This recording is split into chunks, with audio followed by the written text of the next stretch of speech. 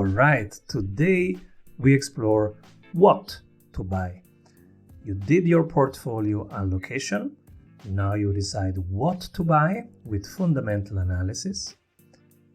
And then the next thing is deciding when to buy by doing technical analysis. So today we look at fundamental analysis. Fundamental analysis is subjective and future oriented. So you are making assumptions. It's not objective, but it tells you something about possible futures. TA, technical analysis, is objective, but tells you only about the past. Doesn't tell you anything about the future. That's why we need both. We need the fundamental analysis to see if this is something that is fundamentally worth owning, and then the technical analysis to see when is the right time to enter, when is the right time to exit. Okay, so today fundamental analysis. If I just have 10 minutes, then I do a very quick check. The quick check is supply and demand. Is there limited supply or unlimited supply? How much is in circulation? And that will tell me, is it inflationary or deflationary? Deflationary, for example, is Bitcoin. Inflation and also prime real estate. Miami Beach, number of houses in Miami Beach is limited. That's deflationary. Number of houses somewhere in Austria, inflationary, because you can build houses wherever you want. There's so much land still. But if there is a limited space and high demand, we are deflationary. The rest is inflationary. So supply and demand is the first thing. Then there might be just a short-term supply squeeze, like it happens when two countries are fighting for resources, or the world needs a vaccine quickly. Then you know that there is a quick deflationary situation that might endure a couple months or a couple years. You can play that if you're a trader. And then I look at risk-reward. What's the risk reward? I am on the conservative side, so I look for low risk, high reward. But you can play your risk reward allocation, and then always think, what's a possible exit price? Even when you just buy to hold it long term, think of when would you like to sell it, and pick three numbers: the bear number, the base number, and the bull number. Okay, so worst case number, neutral number, and euphemistic number, to the moon number. Okay, and remember, to the moon never happens. So, and if it happens, then very short. So create value. Does it really create value? This is specifically for crypto, right? Does it really create value? What's the proof of it? Practical use cases in the real world, and the adoption rate. Is it growing? Is it building network effects? Are there enough subsystems that are interested, are invested in this, so that they will fight for it to keep value? They will repair it when it's broken. They will defend it when it's attacked. For example, Bitcoin is one of those things, because it has so many subsystems that are all with skin in the game. For example, there are the miners. They have invested time and energy. They're risking their capital, so they will defend for attacks, and they will repair when something breaks. And then there are the nodes, right? So people who run the backups. Then there are the investors who hold it, the hodlers who want to hold long term, or the short term investors, etc. There are multiple stakeholders, if you want, and also shareholders that are invested in it. That creates a network effect. Then does it, create value is fine, but does it also collect value? For example, probably I shouldn't name projects, but I'm thinking of Algorand. It's an amazing project. The FIFA just adopted Algorand, and I think it creates a ton of value. Otherwise the FIFA wouldn't have picked it, right? But does it have a mechanism to collect value? I didn't see that yet. And very similar with other utility tokens, tokens that are used to to incentivize for use. I don't see them having a collecting value mechanism. So you can have a creating value mechanism without a collecting value mechanism, and that's a problem. So, for example, Amazon. One part of Amazon, AWS, does create a ton of value and collect a ton of value.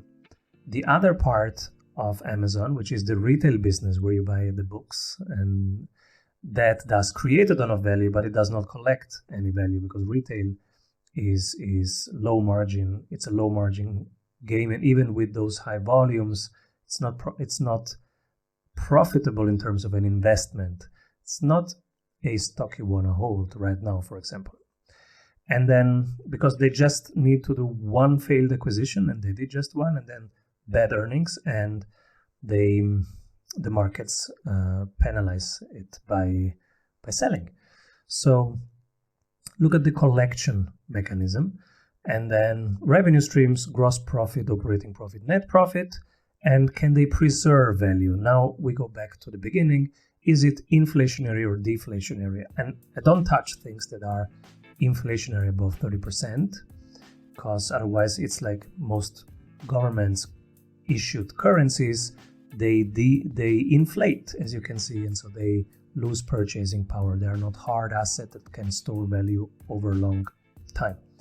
Preserving value, how can you do it? By having moats, by being strategically defendable in terms of substitution. There is no better technology substituting you, because you are on a deeper level of value creation that even the new technology passes by but doesn't take all the profits from you.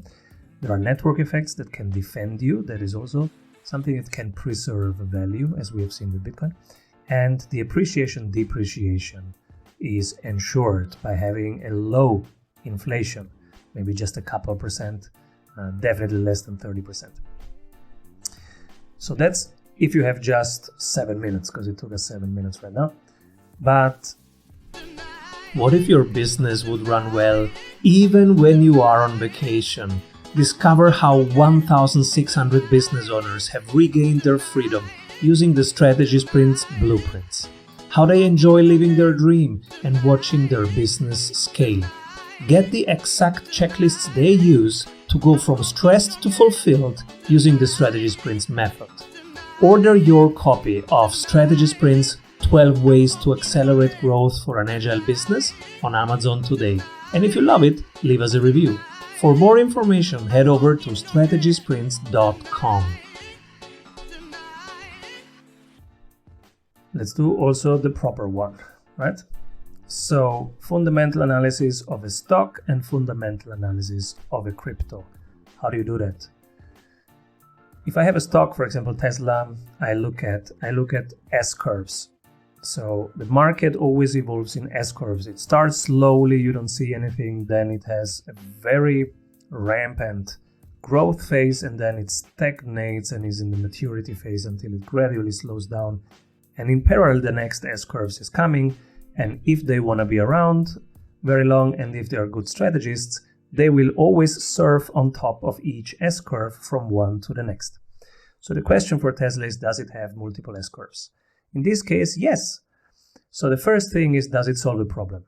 Yes, the transition from a non-smart energy consumption to a smart energy consumption. How? By using technology. The S-curve is right now a car that is energy efficient. The next thing is robotaxis. So there is the next S-curves they are working on. And then the next thing is that robots build manufacturing facilities for all other car manufacturers. If this was the case, then it's 3 S-curves and they are on top of it. So it's green. Past financials. Look at their earnings reports, revenue growth, gross profit, margin expansion, EBITDA growth, net income, free cash flow growth, and net debt.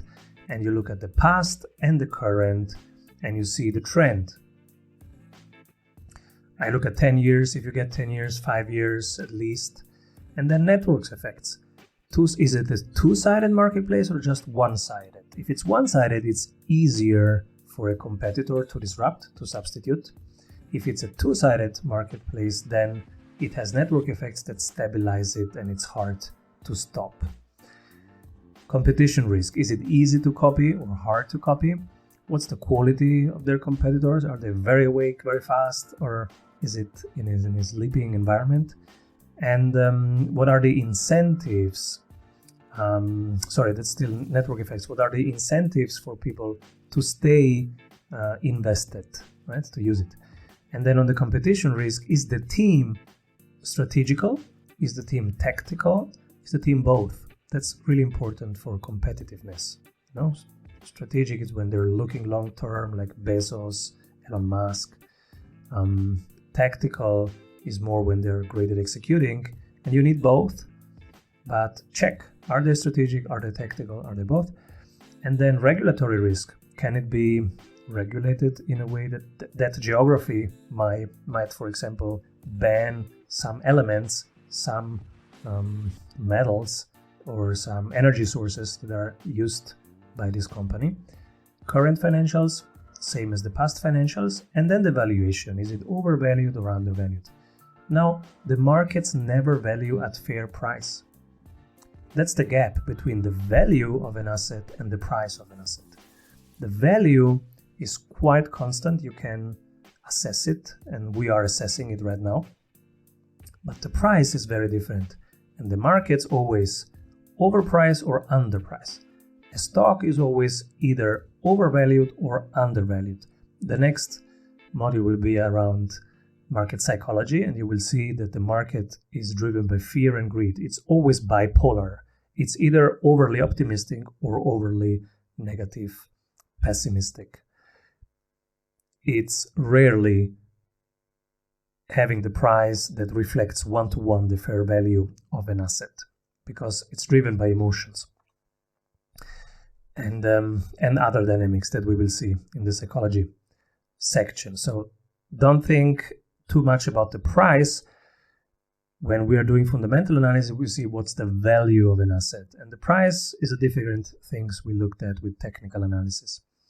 So if you are just an investor, you like Warren Buffett, he doesn't even care about macro. He just does fundamental analysis and holds it for as long as possible.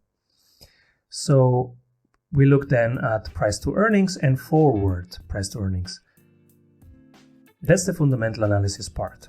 And of course, when you've decided that Tesla is a good or a bad stock for you and you want to buy it or sell it, then you do the technical analysis, which we have a full video on, to really decide, okay, this is the right time or this is the wrong time. So that's for a stock. And for a stock, it's pretty straightforward because all these infos are in the earnings reports, because they're publicly traded companies and have to report. But how do you do the fundamental analysis of a crypto asset? Because crypto doesn't have earnings.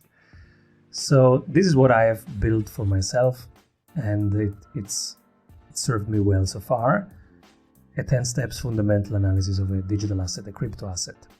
So does it solve a real problem? It's not enough that it's hyped and that everybody's talking about it and that the price is going up.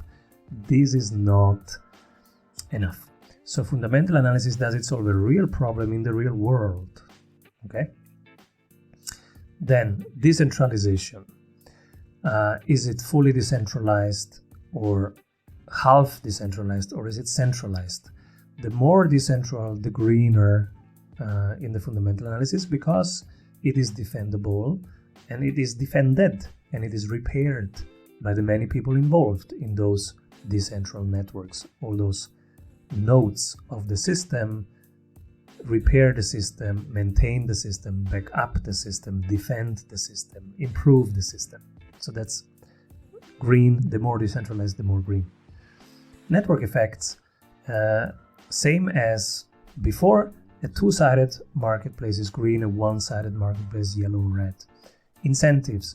Do the single people involved there have an incentive to still use it, to use it also in bad markets, like in weak markets, or are there no incentives? Then it might implode in a weak phase. Competition risk. Is it hard to copy? Easy to copy? What's the number of competitors in there? How fierce are they? Inflation risk. Here we have to calculate the TVL divided, so the total value locked divided by the market cap. You can check that on DeFi Llama or other sources.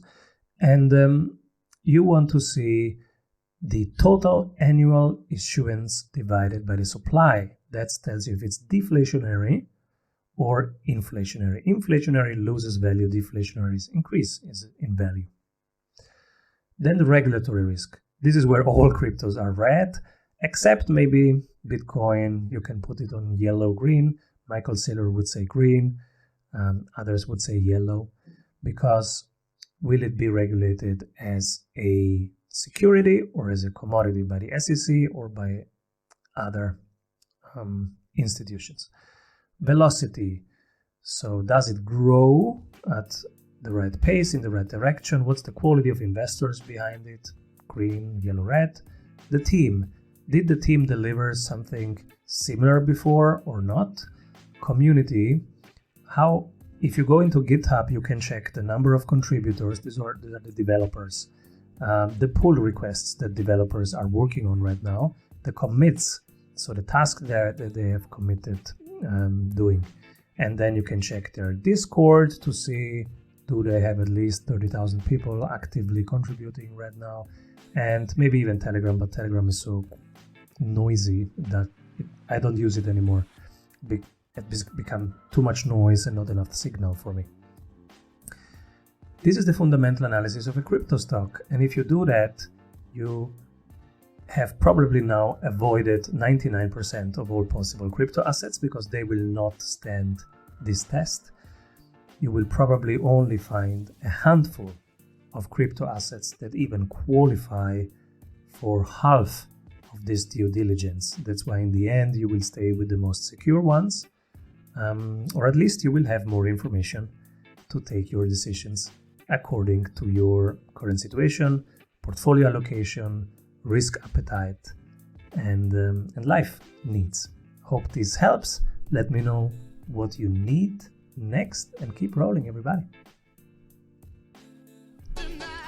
If you want the how-to guide on running a resilient and agile business, get the book Strategy Sprints, 12 Ways to Accelerate Growth for an Agile Business.